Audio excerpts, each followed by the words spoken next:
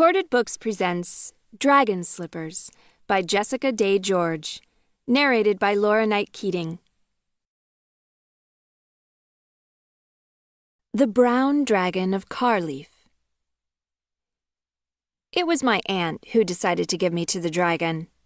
Not that she was evil or didn't care for me, it's just that we were very poor, and she was, as we said in those parts, dumber than 2 turnips in a rain barrel. My father had been a terrible farmer, and too proud to admit it, so he had struggled on year after year despite countless failed harvests. It had only been my mother's skill with embroidery that kept us from starvation. She had sewn fancy work for all of the merchants' wives and once for the lady of the manor. But now mother and father were dead of a fever, leaving me and my brother Hagen to the mercy of my father's sister and her husband, who weren't exactly wealthy themselves. After the sale of our farm brought only enough money to pay off the mortgage, my aunt proposed the idea that I might marry into money and so pull the rest of the family out of poverty. But while I was pleasant enough to look at, with blue eyes and a small nose, my straw yellow hair was also straw straight, and I was sadly freckled.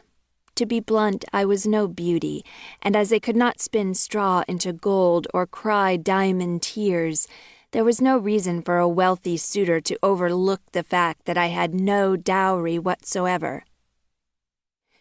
"It will have to be the dragon," my silly aunt declared as we sat all around the hearth holding what my uncle called a council of war.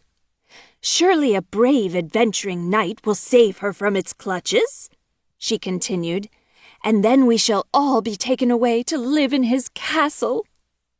She was also very fond of reading romantic tales. "All of us?" My uncle looked up from where he sat by the fire and whittled a rattle for my newest cousin. "Throwing yourself and myself and our youngsters into the mix as well?" He winked at me behind her back. He had a sly sense of humor after years of dealing with my aunt. "It's the least he could do," she said stiffly. Which really made no sense at all. Why should anyone be rewarded for defeating a dragon by being saddled with a dowryless freckled wife and well over a dozen daft and impoverished in-laws? No matter how I pleaded and my uncle argued logic, my aunt would not be swayed. That my uncle finally agreed to the plan made me realize just how badly off they were. Their farm, like my father's had been, was on the brink of ruin. Hagen was 14 and could help in the fields, so there was no need to get rid of him, but I was just another mouth to feed, blood kin or not. Rolling my eyes, I went into the hills above our town and stood outside the great smoke-stained entrance to the cave where everyone agreed that the Dragon of Carleaf lived. My aunt came with me to make sure that I didn't try to skive off, and brought her 2 oldest boys and Hagen as well.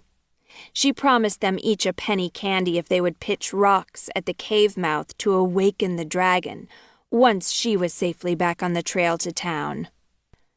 Hagen just shook his head and grinned at me. "Not to worry, Creel," he assured me.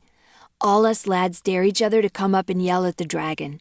He's never been seen, not since Granddad's time. Dead as a doornail, I bet. Just wait here until dark and then come on home. Uncle says maybe you can get work at the manor." I smiled and nodded, suddenly choking back tears. My scanty possessions were in a satchel slung over my shoulder, including any yarn or embroidery floss I had managed to save from my mother's supplies before my aunt sold them. I didn't want to upset him, but this would likely be the last time I saw Hagen for a long, long time. To keep listening to this audiobook, I've left you a link in the description so you can do it, at no cost thanks to Audible's 30-day free trial.